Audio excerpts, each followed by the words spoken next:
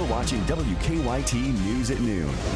Good afternoon. I'm Bill Bryant, and Rebecca Smith's in for Barbara today. Here's what's happening this afternoon. Still no arrest, days after the city's latest murder. Police found 36-year-old Robert Warner shot to death behind the Continental Square Apartments. This is off Eastland Parkway. This happened on Saturday, and today Warner's cousin is sharing his memories with us. WKYT's Kristen Kennedy has more on our top story at 12:30. Family told us that one of Robert Warner's favorite things to do is hang out here with his motorcycle club. They shared stories with us about what type of man he was. Jerry Warner says he and his cousin Robert grew up more like brothers. News of his death Saturday was hard to handle. Police say someone shot and killed the 36-year-old father in the parking lot behind the Continental Square Apartments. His family called him a generous man who didn't know a stranger and had the ability to make everyone smile. They say the man had no enemies. We don't see anyone really just targeting his life like that, you know, because he touched everyone. He's touched everyone, and like I said, I mean, he's truly going to be missed. And I can't say anything bad about him, and I don't know no one that really can say anything bad about him. Tonight at 6, this motorcycle club is hosting Bike Night. They're raising funds for Robert Warner's family. There will also be a fundraiser at the same time at the Chill Spot Lounge off Georgetown Street. In Lexington, Kristen Kennedy, WKYT. Well, there will also be a fundraiser for Warner's family tomorrow night at the Swahili Elks Lodge off Versailles Road. That event starts at 7 p.m.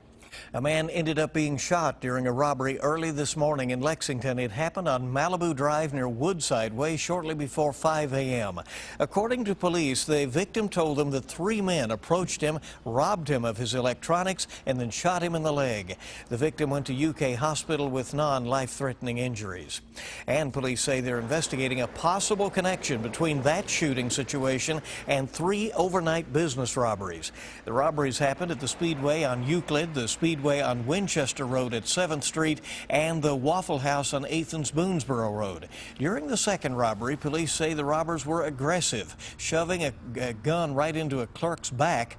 Police found cash and a cell phone outside one of the gas stations. They hope it will help them track down the robbers.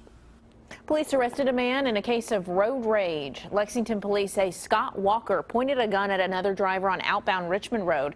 When police pulled him over, they say he failed a field sobriety test and admitted to drinking Crown Royal. He's charged with DUI, wanton endangerment, and being a felon in possession of a handgun.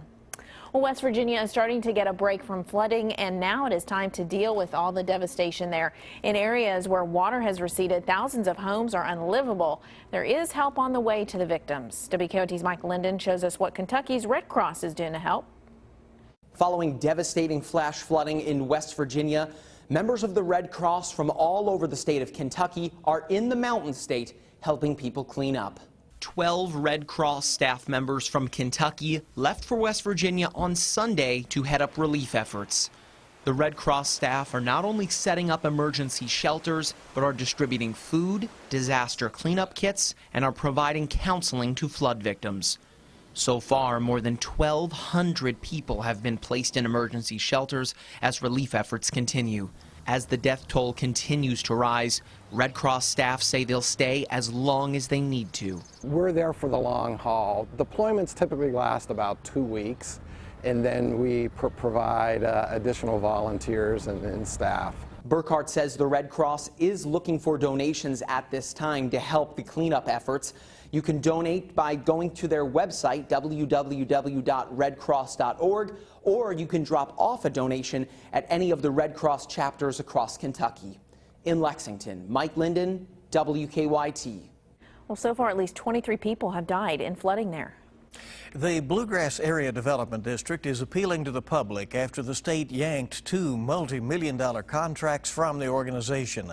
Bluegrass Ad District oversees planning, aging, and workforce training programs for a 17-county region in central Kentucky. In May, the state withdrew its $11 million workforce development contract. Last week, the state pulled its $6 million contract on aging services, citing ongoing financial issues for both of of those moves. At a news conference today, the director said financial problems have been corrected and the state should not play politics with public services. There are a few that do not want to acknowledge the changes and progress of the Bluegrass ad because they have a personal agenda that has nothing to do with serving the people of the Bluegrass region. Both contracts end with Bluegrass ad on June 30th. The state is already working with other vendors to continue services. Attorneys for the Bluegrass Area Development District say neither issue is final because they are now appealing the situation. Well, the state is holding its first public forum on proposed Medicaid changes today. Governor Matt Bevin announced a plan to overhaul the program last week. The federal government must approve those changes. If they don't, the governor has said he will end the state's expanded program, leaving 400,000 people without health insurance coverage. Today's forum is being held in Bowling Green. There will be another one in Frankfort tomorrow and a third in Hazard. That will be on July 6th. Legendary basketball coach Pat Summitt died this morning after battling early onset dementia. The University of Tennessee's longtime coach was the winningest in Division I college basketball, male or female. Dana Jacobson looks back at Summitt's really groundbreaking career. Like any good head coach, Pat Summitt was quick to reprimand a ref. You got a sense of urgency.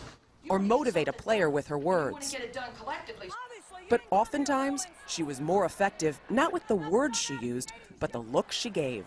3 seconds! Somebody count! Summitt's competitive fire led to more than 1,000 career wins and 8 national championships and made her an unparalleled champion. In 2012, President Obama awarded Summitt the Presidential Medal of Freedom. Summitt turned the Tennessee Lady Vols into a juggernaut, pushed women's college basketball onto the national stage, and elevated the popularity of women's sports. Her impact on the game was undeniable, even to her fiercest rival, UConn head coach Gino Auriemma. She had the foresight and she had the vision and the intensity level. And she made it like, hey, it's okay for women to stare you down on the sideline and be upset and show emotion. The basketball floor at Tennessee now bears her name, as does a plaza across the street. In 1998, Charlie Roast asked Summitt what motivated her. Tell me what it is about coaching that so turns you on and seems to be the thing that you were put here to do. The thing that I like so much about coaching is that I get to teach on a daily basis. I get to influence. Our new head coach, Holly Warlick. In 2012, about a year after she was diagnosed with early onset dementia, Summitt stepped down as head coach. With her retirement, Pat Summitt dedicated her life to fighting Alzheimer's through her foundation. The disease may have forced her out of the game, but within it, her legacy lives on. And that was Dana Jacobson reporting. Coach Summitt's also coached successful students. Her players had a 100% graduation rate. Pretty impressive. Yeah, what a legacy she leaves, you know. Well, stay with us. There's much more coming up here on WKYT News. There's a new series of books based on the people of Eastern Kentucky, and the author is here to talk with us. And if you're looking for great summer entertainment, aren't we all? Prestonsburg is the place to be. We'll tell you all about the fun that's to be had at the Mountain Arts Center. And we are all about to have some fun with the weather. It's going to be nice for a couple of days. Very pleasant conditions are coming. We will track them. Coming up. Now, your hour-by-hour forecast with meteorologist Jim Caldwell. Here we go, looking at a fantastic little run in the weather world here, starting with what we have out there today, which is lower humidity than where we have been, and temperatures that are not off the charts, like 90 or higher. Right now, we're at 84 degrees in Lexington with the feels like temperature around 85. Now, as we look ahead here throughout the rest of the evening, you'll have a mix of sun and clouds around, and temperatures probably maxing out around 86 degrees for a high. Not far from where we are right now. Some areas might go a degree or two above that, but generally, we're going to kind of flatten things out once we make the transition into the afternoon and through the evening hours. And then tomorrow morning, did you see that, 58 degrees? That's spectacular. Elsewhere, we got low 80s showing up across parts of eastern Kentucky. Southern Kentucky also in on that as well, so a little slower to warm up in some of those spots. They had rain linger a little while longer and some clouds that were in the area for an extended period of time. Front clears the area and brings some much cooler air later today, and especially into Wednesday, where highs will run 5, maybe 10 degrees below average for this time of year, just depending on your exact location.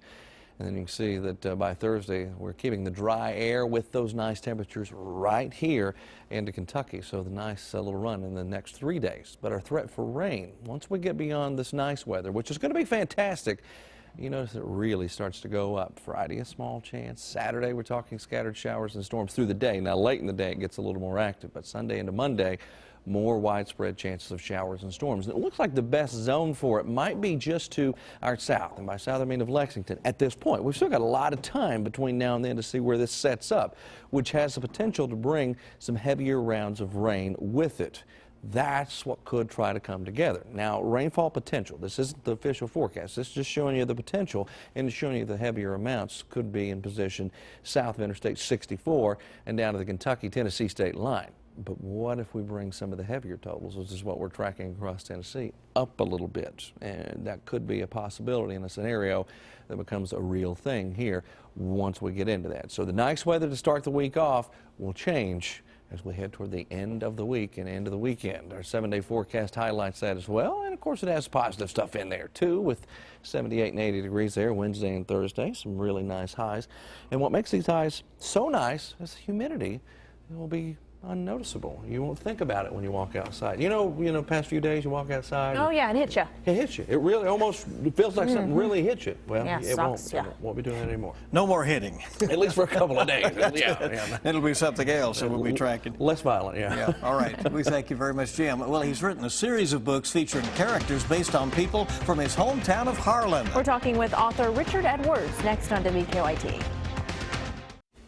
Welcome back, and it's so good to have you with us here on WKYT. A Harlan County native is releasing a series of books with many of the characters based on people in his eastern Kentucky hometown. Author Richard Edwards is here to talk about the Anchor Cross series. So it's an interesting name, and you're actually wearing a little a pin there. What is the Anchor Cross? A lapel pin, yes.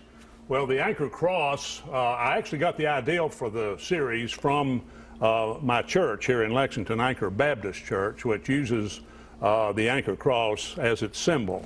But in my novels, in the year 325 AD, Constantine the Great, Emperor of Rome, he had a dream. And in that dream, he had a vision about a golden Anchor Cross. So he contacted the Pope Sylvester I, and shared his vision with the Pope. And the Pope gave him one bar of gold that had come down through the church over the years. It had first been a part of many bars of gold that formed the church from St. Peter's. So this was called St. Peter's gold. But the Constantine formed actually 6 beautiful golden anchor crosses from that one bar. And so my 5-book series, the Anchor Cross books, deal with where these golden anchor crosses are found around the world. And there are a lot of colorful characters in your book. Oh, lots of colorful characters. And some of those based on people from your hometown. Right? Absolutely. When I was growing up in my hometown, political correctness had not yet been invented. Right. And so folks that had any kind of a characteristic would usually have a nickname associated with that. And I wanted in my series to have a lot of mountain stories, a lot of humor, and mountain characters.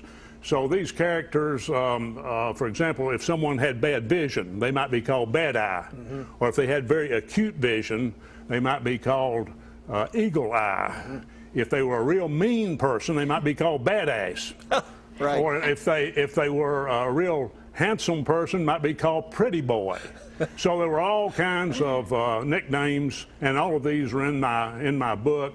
One particular that I might mention was in the series, the Harlan County Sheriff's Office has a mascot called Preacher Puss. Okay. Where can people get the book?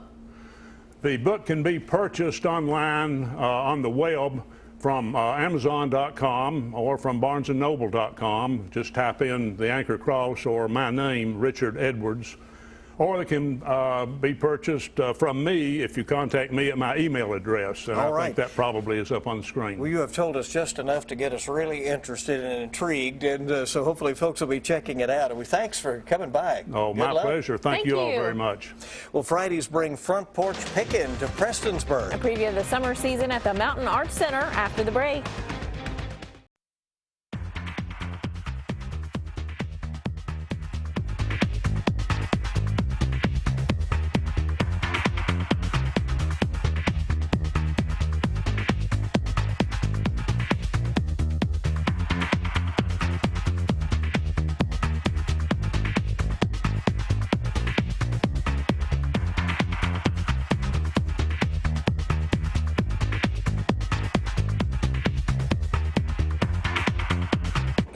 Welcome back into WKYT News. The summer season is in full swing with lots of great entertainment at the Mountain Arts Center in Prestonsburg. Clayton Case, Executive Director of the Mountain Arts Center, here with some details for us. Sounds like a lot of exciting things going on for summer entertainment there. Absolutely. We have a lot of programs coming up this summer, and we're excited about the season.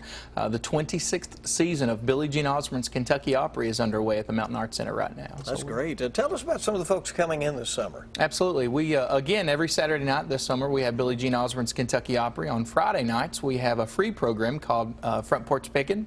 And then coming up in August, we have a group called The Long Run, and it's an Eagles tribute band. They're nationally renowned, and we're excited to have them. A group called Railroad Earth, which is very nationally known throughout the United States, are going to be with us on the 23rd of September.